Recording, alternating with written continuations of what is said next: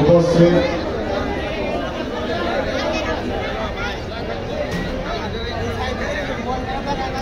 জাতীয় আন্দোলনের কমিটির অন্যতম সদস্য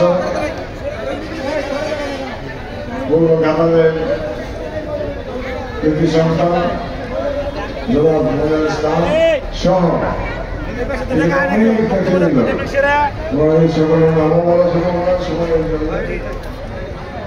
আপনারা সকলকেই চিনেন, সকলের নাম আপনারা জানেন, তাই না? আর ছাত্রদল, যুবদল, স্বেচ্ছাসেবক দল, শ্রমিক দল, মহিলা দল সহ সকল অঙ্গ সংগঠনের সম্মানিত নেতৃবৃন্দ উপস্থিত আছেন।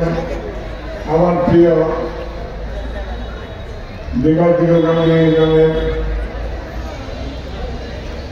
প্রিয় ভাইরা এবং আমার অত্যন্ত প্রিয় মা বোনেরা, আজকে আপনাদের সবাইকে আমি আগেও জানিয়েছি, আমার শুরুতে একটা মত কি হয়েছিল আপনারা জানেন, শুরুতে আমাদের দুজনকে দিয়ে বক্তব্য নিয়েছিল, সেখানে বলছিলাম, তো সেটাই আজকে বলতে চাই। আমি আপনাদের সকলকে আমার হৃদয়ের মনিকতা থেকে আপনাদেরকে শ্রদ্ধা জানাই, ধন্যবাদ জানাই, অভিনন্দন জানাই, কৃতজ্ঞতা জানাই এই জন্য যে আপনারা আজকে এই সভাকে, জনসভাকে আপনারা সফল করেছেন, সাফল্যমণ্ডিত করেছেন এবং আপনারা ভালো করে জানেন যে আমি খুব একটা মিথ্যা কথা বলতে পারছি না, এটা কিন্তু আমার মনের কথাটা বললাম। আমি এই ঘাটালের মাটিকে ভালোবাসি, আমার দেশকে ভালোবাসি, এই ঘাটালের মানুষকে ভালোবাসি, আমার দেশের সকল মানুষকে ভালোবাসি।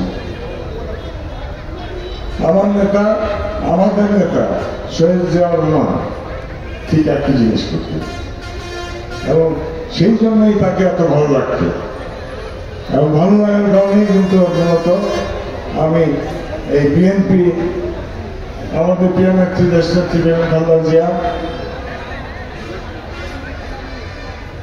এবং আমাদের ভারপ্রাপ্ত চেয়ারম্যান আগামী দিনের রাষ্ট্রনায়ক জনাব তারেক রহমানের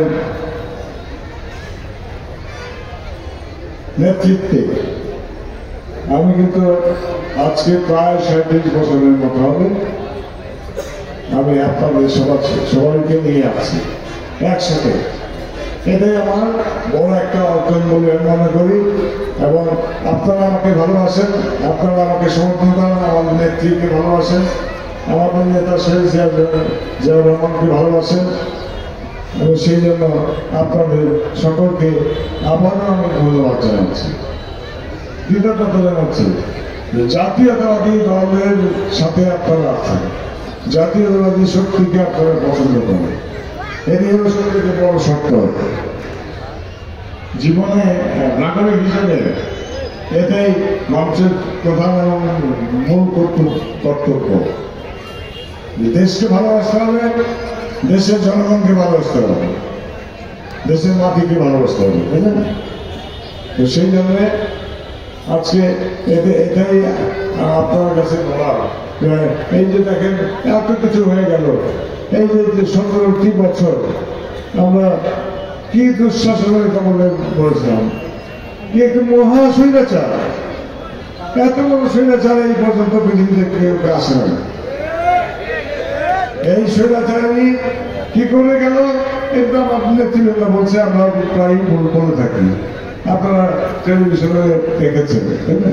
আমিও টেলিভিশনে দেখেছি কি সুন্দর পিছনের দরজা দিয়ে উনি চলে গেলেন, তাই না? তুমি চলে গেলেন